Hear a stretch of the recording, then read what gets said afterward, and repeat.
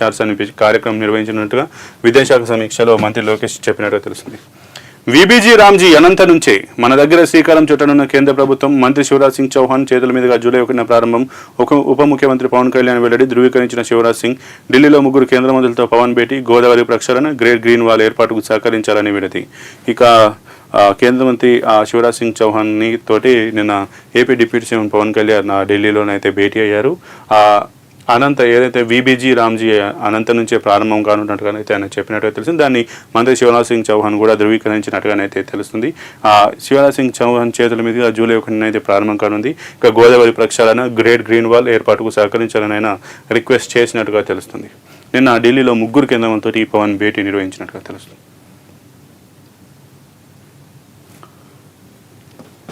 Amaravati ORR ప్రాజెక్టులో అడ్డగోలు కోతలు. తెనాలి కాజా మధ్య 17.5 కిలోమీటర్ల లింక్ రోడ్డు తొలగింపు. ఓఆర్ఆర్ బయట వైపు సర్వీస్ రోడ్డు లేకుండా నిర్ణయం. లోపల వైపు మాత్రమే సర్వీస్ రోడ్ల నిర్మాణం. ప్రాజెక్టు వ్యయంలో 6,500 కోట్లు తగ్గించాల నిర్ణయాలు. రాష్ట్ర ప్రభుత్వం మేల్కొనకపోతే తీవ్ర అన్యాయం. ఇక Amaravati ORR outer ring road ప్రాజెక్టులో అవకతవకలు జరుగుతున్నాయని చెప్పి అడ్డగోలు కోతలు కోస్తున్నారని 17.5 కిలోమీటర్ల మేర లింక్ రోడ్డును తొలగించినట్టుగానైతే తెలుస్తుంది. ఓఆర్ఆర్కి సంబంధించి ఏవైతే సర్వీస్ రోడ్లు ఉంటాయో ఆ సర్వీస్ రోడ్లు లేకుండా బయట వైపు సర్వీస్ రోడ్లు లేకుండానే నిర్ణయం తీసుకున్నట్టుగా తెలుస్తుంది.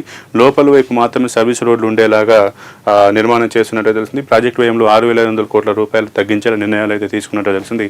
ప్రభుత్వం కూడా దీనిపైన ఇప్పటికీ మేలుకపోతే చాలా నష్టం జరిగే అవకాశం ఉందని చెప్పి కూడా కథనం అయితే తెలుస్తుంది. ఇక ఈరోజు మనం ఆంధ్రప్రదేశ్ అండ్ తెలంగాణకు సంబంధించి 2 ప్రముఖ పత్రికల్లో వచ్చినటువంటి ముఖ్యమైన విషయాలను అయితే తెలుసుకున్నాం. దానిపై మరోసారి మొట్టికాయ వేసినట్టుగానైతే తెలుస్తుంది. ప్రభుత్వం ఓడిపోయినటువంటి కేసులో మళ్ళీ మీరు వేలు పెట్టొద్దని చెప్పి తీవ్రంగా హెచ్చరించినట్టుగానే తెలుస్తుంది.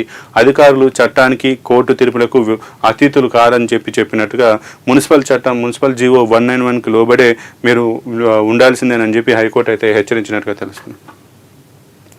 కూలిన అమెరికన్ B-52 8 మంది మృతి. సైబీరియాలో కూలినటువంటి రష్యా శిక్షణ విమానం Tu-22AM-03 అందులోని 4 సురక్షితంగా ఉన్నట్టుగా ఒకే రోజు కూలిన అమెరికా, రష్యా న్యూక్లియర్ బాంబర్లు కూడా కూలినట్టుగా తెలుస్తుంది. మొత్తం 8 మంది చనిపోయినట్టుగా తెలుస్తుంది.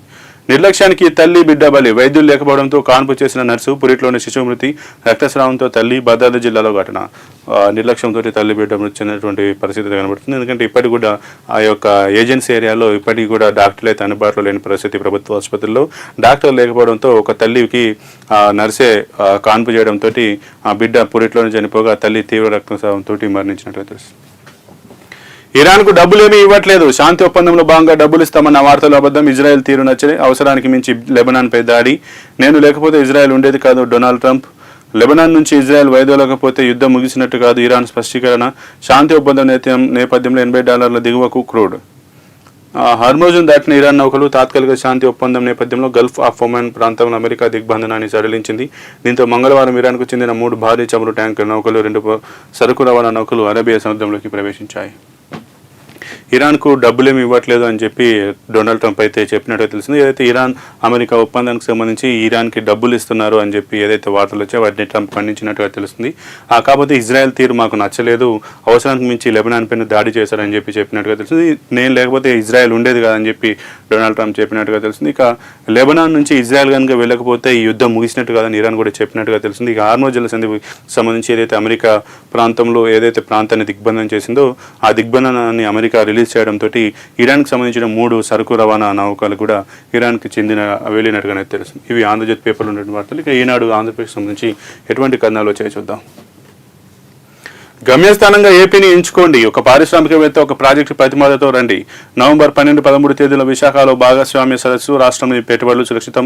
స్పీడ్ ఆఫ్ డూయింగ్ బిజినెస్ విధానంలో అనుమతులు. సింగపూర్లో CII భాగస్వామ్య సదస్సు. బిజినెస్